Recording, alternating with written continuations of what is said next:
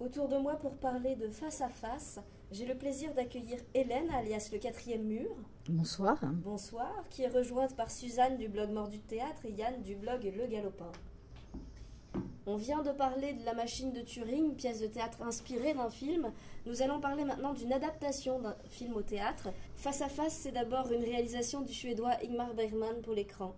Léonard Maton propose sur les planches du théâtre de l'Atelier la mise en scène de son adaptation de ce film. Emmanuel Berco y incarne le rôle principal, celui d'une psychiatre qui voit son équilibre s'effondrer après une agression et qui se trouve au bord du suicide. Sur Twitter, Anne Angelo dit « L'univers bergmanien m'est assez étranger, mais si on l'accepte, on ne peut qu'aimer Face à Face. Beau travail de mise en scène et scénographie, prodigieux don de soi d'Emmanuel Berco sur scène pendant plus de 2 heures. » Vos réactions ? Eh bien, oui, une très très belle réussite. Alors moi je trouve que c'était assez osé de présenter cette pièce à l'atelier parce que c'est une pièce exigeante. On est un petit peu, moi j'avais pas vu du tout le film, donc je connais un peu l'univers bergmanien mais sans plus. Et j'ai été un petit peu désarçonnée au début. Je me suis dit mais qu'est-ce que ça raconte ? Enfin, je trouvais que c'était même un petit peu haché au début. Et puis tout d'un coup ça bascule. Et il y a une espèce de fluidité de la mise en scène, une simplicité des moyens qui fait qu'on se met à suivre totalement Emmanuel Berco dans sa chute, même si c'est un peu parfois un petit peu obscur, on ne sait pas si elle rêve, si elle est réveillée. Donc il y a une forme de confusion. Mais petit à petit, elle nous embarque complètement. Emmanuel Berco nous embarque et la troupe qui l'accompagne, parce qu'elle est aussi accompagnée de formidables acteurs, dont David Haribé, qui fait le fameux Thomas, qui, à mon sens, est une représentation de la mort. Bon. Et donc, on est complètement pris dans cette spirale. Et on est happé, ça dure presque 2 heures. Moi, j'ai pas vu le temps passer en un instant. J'ai lu après sur Twitter que certaines personnes trouvaient ça un peu long. Moi, je pas du tout. Et j'ai trouvé que c'est une très belle facture, très fluide, avec des coupures. Enfin, tout s'enchaîne avec une facilité extraordinaire. Et donc, c'est un bon moment si effectivement on adhère à ce type d'univers. Parce que si on n'adhère pas, effectivement, on reste à l'extérieur et on peut s'ennuyer, je pense, prodigieusement. Oui, je suis tout à fait d'accord avec toi. Moi, j'ai mis un peu de temps à rentrer dedans aussi. Après, je l'ai vu en décembre quand il était au Théâtre 13. Donc peut-être qu'il a resserré un peu Léonard Maton depuis. J'ai mis un peu de temps à rentrer. Puis à un moment, peut-être seulement dans la deuxième partie où vraiment je me suis laissée aller. Il y a une scène très psychédélique, tout le temps en mouvement, incroyable. Et là, j'ai fait waouh. Ça faisait un petit moment que je me disais ce que fait Berco, mais c'est dingue. Et cette scène-là, elle est vraiment époustouflante. J'ai trouvé que c'est quand le lit tourne. Enfin, ça donne un peu le tournis. Oui, c'est envoûtant, c'est hypnotisant. Hypnotisant, c'est absolument dingue. Et à partir de là, vraiment, je n'ai plus lâché. Mais il faut dire que ce que fait Emmanuel Berco, toute la troupe, mais ce qu'elle fait elle, parce qu'elle est quand même en scène pendant plus de 2 heures, je crois. C'est vraiment... Yann, tu veux réagir ? Non, alors moi je l'ai pas vu non plus à l'atelier, je l'ai vu au plateau sauvage. Donc je pense qu'il y a encore eu quelques petits ajustements entre les plateaux sauvages et l'atelier, mais effectivement c'est un spectacle magnifique, quoi. À partir du moment où elle tombe, elle a cette tentative de suicide et où elle est un petit peu dans un monde parallèle. Tu définissais très bien en disant, on ne sait pas si elle est dans le rêve, la réalité, si elle est vivante ou si elle est morte. On s'en fout, en fait. Voilà. C'est pas très mais important. on s'en fout parce que effectivement cette scène où le lit se met à tourner comme ça, c'est assez extraordinaire. Et puis bon, la performance d'Emmanuel Berco, moi, elle m'a laissé absolument ébahie parce que je la connaissais comme réalisatrice, comme metteuse en scène. Je ne sais pas si on dit metteuse en scène, mais bon. On peut. Et c'est la première fois que je la voyais au théâtre.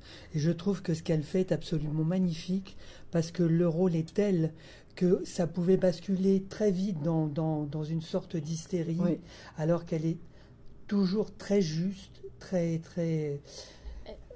Elle est étonnante. Elle se met à crier, on a froid, on est mal, et puis c'est très très naturel et en même temps vraiment assez effrayant ce qu'elle fait. Moi, je l'avais vue dans le Angot l'an dernier à la colline. Et déjà j'avais trouvé qu'elle maîtrisait vraiment ses personnages. Mais alors là, c'était au-dessus. Et elle est vraiment très bien entourée parce que ses partenaires arrivent à vraiment créer cette ambiance très particulière. Je dirais cette ambiance bergmanienne, mais je m'avance un peu, je n'y connais rien.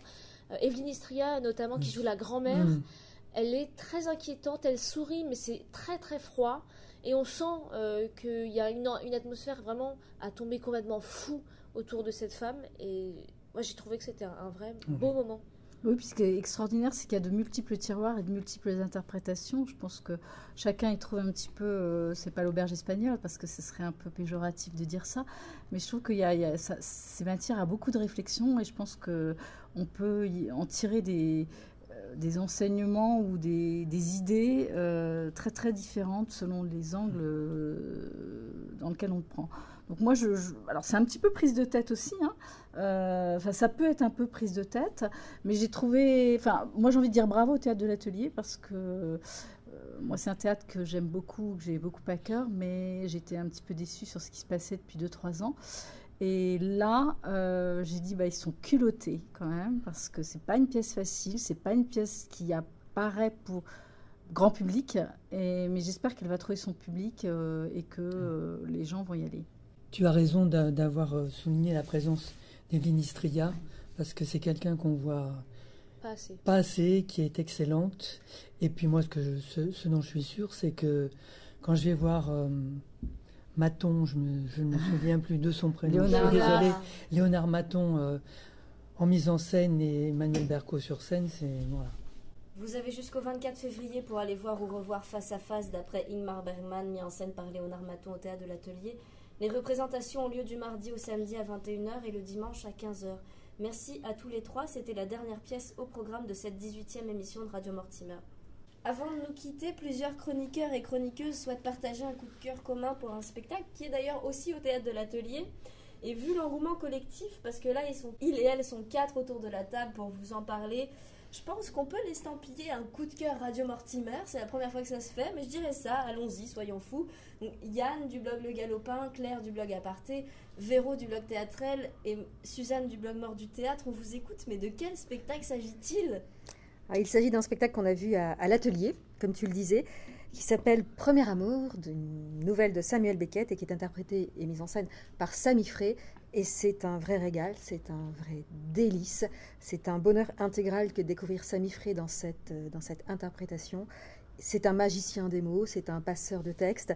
Moi, je me suis dit à un moment, waouh, c'est tellement peu commun, je ne vais pas dire rare parce que ce n'est pas le cas, mais de voir un comédien qui comprend le texte, qui comprend chaque mot, qui comprend chaque sens, qui comprend chaque double sens, chaque virgule, chaque silence, et qui est capable de le retranscrire avec ses mots, avec son corps, avec son regard, sans que ça paraisse jouer. C'est d'un naturel absolu. Il est ce personnage, et ça devient peu fréquent. Il y a beaucoup de très bons comédiens, on est d'accord, mais il y a chez Sami Frey une espèce de grâce dans son interprétation, une espèce de naturel, de fluidité, de présence, de charisme. Il est là, il est tout seul sur scène avec son petit par-dessus, et il est totalement ce personnage, il nous embarque dans cette histoire, et c'est un vrai bonheur. Moi, je voulais juste dire que je l'ai vu le lendemain des Oubliés Alger-Paris, et qu'il y a une différence fondamentale entre ces deux pièces. D'abord, Premier Amour a un texte absolument renversant, que je ne connaissais pas, que j'ai découvert avec un plaisir, mais c'était génial. Mais c'est surtout du théâtre incroyablement vivant. La veille, j'avais vu un truc mort, qui n'existait pas, et là, ça dure 1h20, c'est un monologue, mais c'est... On s'accroche à tout ce qu'il dit. Tout d'un coup, il y a des phrases totalement surprenantes. On ne sait pas où il nous emmène. Il y a un éléphant qui débarque. On ne sait pas. Et c'est génial. Et en plus, il est beau. Sa voix est si agréable à écouter. Son regard. Il est incroyable. Et la langue est belle. Oui, moi, les textes de Beckett, je ne suis pas toujours très emballée. Mais là, franchement, le texte est magnifique. Puis Sami Frey, quoi. Et il nous emporte très loin, voilà. C'est hyper visuel aussi. Ouais. Moi, je me suis imaginé mon histoire tout en regardant Sami Frey. Puis aussi, il nous regarde beaucoup. Et parfois, on est un peu gêné quand les acteurs nous regardent et avec lui, mais pas du tout. Et pour finir, moi, ce que je peux dire, c'est qu'à la fin, quand il a salué, tac, il est redevenu Sami Frey, c'était impressionnant, Ouais. c'était plus la même personne. Enfin, pour dire à quel point c'est un grand acteur, quoi. D'un coup, comme ça, il s'est transformé. Et il était majestueux, et en même temps avec cette humilité qu'il a dans son Voilà. rôle. Ouais, très grand acteur. Oui, parce qu'au moment des saluts, quand il vient saluer, c'est effectivement, il est très, on le sent très humble, très, très.